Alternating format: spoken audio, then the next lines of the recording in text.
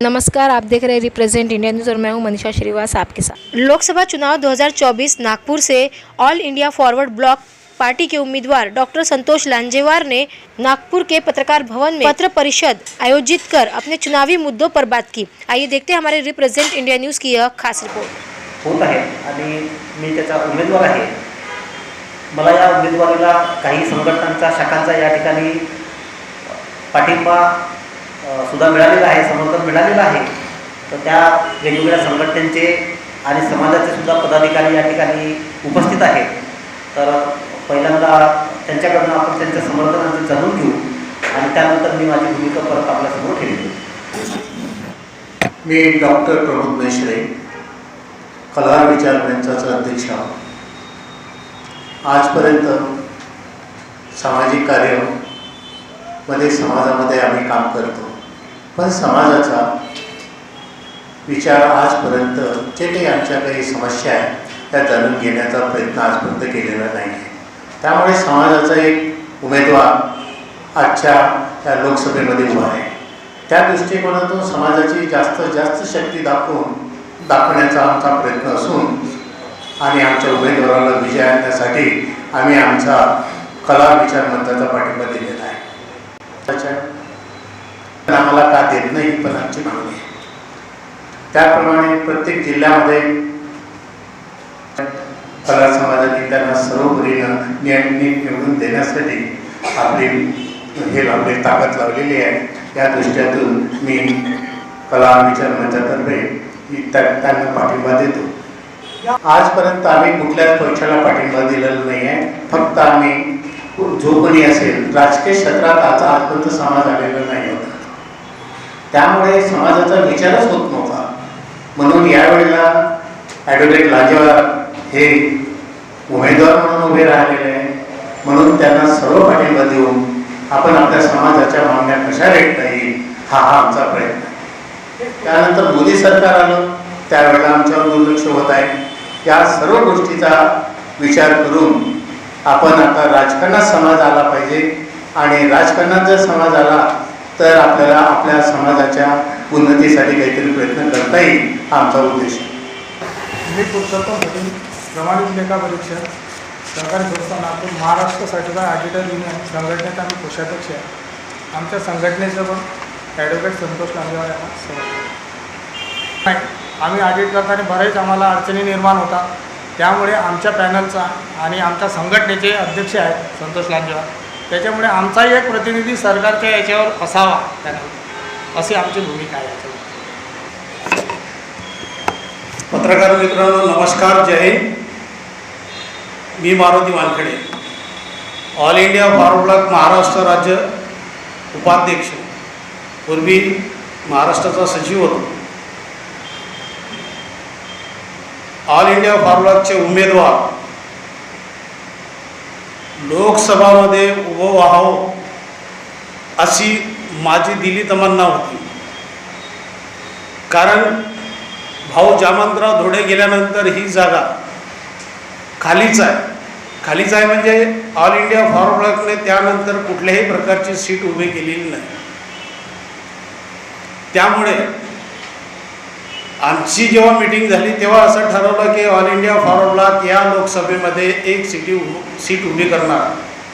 तसे आमच्या 4 सीट आहेत, अकोल्याहून आहे, अमरावतीहून आहे, वर्धेमधून आहे, अशा 4 सीटा आम्ही उभ्या केलेल्या आहेत। तर फॉरवर्ड ब्लॉक आणि नेताजी सुभाषचंद्र बोसचे विचार जन तक म्हणजे लोकांपर्यंत पोहोचले पाहिजे, हे भूमिका आणि सुभाषचंद्र बोसचे देशप्रेम याविषयी लोकांना जागृती करण्यासाठी सीटचा उपयोग होती।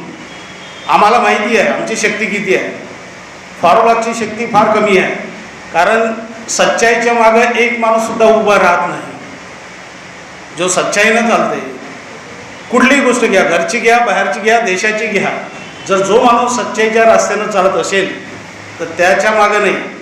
समर्थनाबद्दल सांगतो, आमची ट्रेड युनियन आहे TUCC trade union coordination centre Delhi, सरकार मान्यता प्राप्त। माझं नागपूर गुमास्ता मंडळ आहे, या दोन्ही युनियनचं उमेदवाराला सपोर्ट आहे. कारण ह्या दोन्ही युनियन पार्टीच्या गुमास्ता मंडळ माझं आहे हे व्यतिरिक्त आहे. याच्या गुमास्तामध्ये बनवरलाल पुरोहितपासून सगळे राहिलेले आहेत. आणि त्यानंतर सविस्तर माहिती तुम्हाला उमेदवार गौरव नेताजी सुभाषचंद्र बोस. मी ॲडव्होकेट संतोष लांजेवार. मी साधारणतः 20 वर्षापासून या ऑल इंडिया फॉरवर्ड ब्लॉक पक्षाशी जोडलेलो आहे. ऑल इंडिया फॉरवर्ड ब्लॉक पक्षाची स्थापना 1939 साली नेताजी सुभाषचंद्र बोस यांनी नागपूर येथे केली.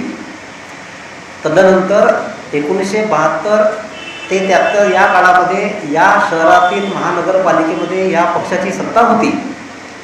त्याच काळामध्ये या पक्षाचे या नागपूरमध्ये 2 खासदार होते. तर त्याच काळात या विदर्भात 12 ते 14 आमदारसुद्धा 16 आमदारसुद्धा या विदर्भातील या पक्षाचे होते.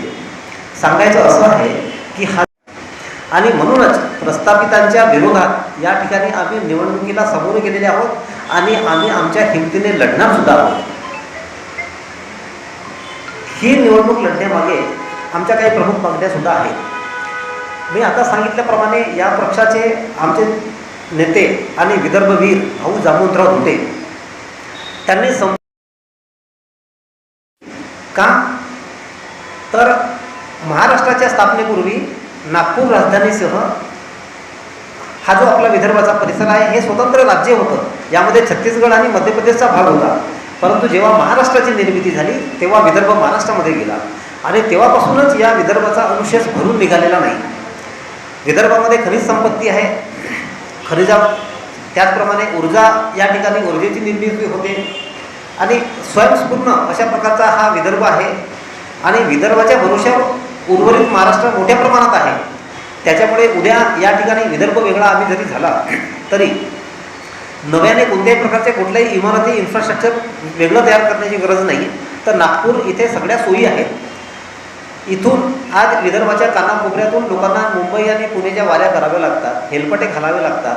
हा त्यामध्ये एक महत्त्वाचा भाग आहे. आणि याचंच द्योतक म्हणून आपण विदर्भातील पूर्व विदर्भातील भाग बघितला तर इतका सामाजिक राजकीय आणि आर्थिकदृष्ट्या अविकसित आहे आणि हा वर्षानुवर्षापासून अनुशेष याचा भरून निघत नाही आहे. अख्ख्या महाराष्ट्रामध्ये भंडारा जिल्हे म्हणून त्या ठिकाणी त्याची नोंद घेतली जाते. तर एकंदरीत हा बॅकलॉग दूर व्हावा म्हणून आम्हाला नागपूर राजधानीसह वेगळे विदर्भ राज्य, स्वतंत्र विदर्भ राज्य व्हावे ही आमची प्रमुख मागणी आहे. इतर पक्षांनी सुद्धा मधल्या काळामध्ये ह्या विदर्भाच्या वेगळ्या विदर्भाच्या नावावर वेगळं विदर्भ देऊ याच्या नावावर राजकारण केलं. निवडणुका जिंकून आले पण ते नंतर विसरून गेले विदर्भाला आणि विदर्भामधल्या नेत्यांना, लोकांना सुद्धा, जनतेला सुद्धा याची कल्पना आली नाही की आपल्याला वेगळा विदर्भ मिळेल आणि वेगळा विदर्भ मिळाला तर आपला विकास होईल किंवा हे सत्ताधारी पक्ष आता विदर्भ देऊ शकतील हे सुद्धा वाटत नाही आहे. जामवंतराव धोटे अख्खं आयुष्यभर या वेगळ्या विदर्भासाठी लढले, आपण सगळे जाणतात आहे.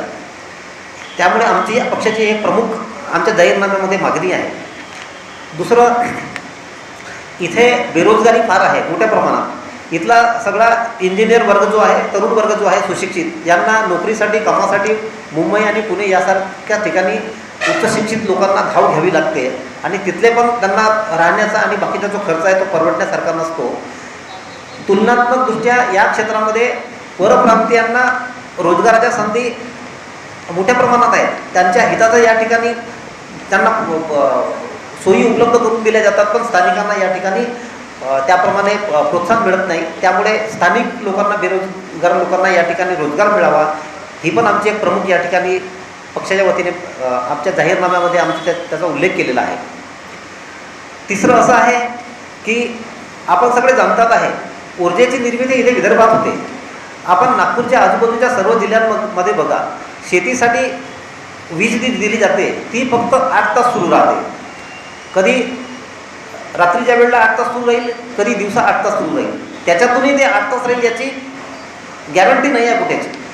म्हणण्याचे तात्पर्य असं आहे की एवढ्या इथे विजेचं उत्पादन होताना सुद्धा इथल्याच शेतकरी वर्गाला इथली विजेची कमतरता का? तर हा आमच्या आणि सगळ्यासमोर एक प्रश्न आहे. तर याच्या निराकरणाच्यासाठी सुद्धा आमचा पक्ष या ठिकाणी काम करेल ही पण आमची एक मागणी आहे. आपण बघतात आहे की शेतमालाचा जो भाव आहे 10 वर्षाच्या पूर्वी, 20 वर्षाच्या पूर्वी आणि 5 वर्षाच्या पूर्वी शेतमालाचा भाव बघा ना आताचा भाव बघा. तुलनात्मकदृष्ट्या इतर वस्तूंचे भाव वाढले, पण शेतकऱ्याच्या भावाला या ठिकाणी मालाला भाव मिळत नाही. ही एक शोकांतिका आहे. म्हणूनच हा पण एक आमच्या जाहीरनाम्यामध्ये विजय आहे. त्याचप्रमाणे शिक्षण आणि स्वास्थ्यविषयक योजनासुद्धा आहेत, त्या मुबलक नाही आहेत. त्याच्यामध्ये पण सुधारणांची आवश्यकता आहे. त्याच्यामुळे तो पण आमच्या एक जाहीरनाम्याचा भाग आहे. आणि ह्या सगळ्यांची पूर्तता होण्यासाठी आणि एक वैदर्भ्य म्हणून एक खारीचा वाटा उचलण्याचं काम आम्ही या निवडणुकीच्या माध्यमातून करणार आहोत आणि आपल्या सर्वांचं या ठिकाणी आम्हाला सहकार्य लाभेल अशी अपेक्षा आहे.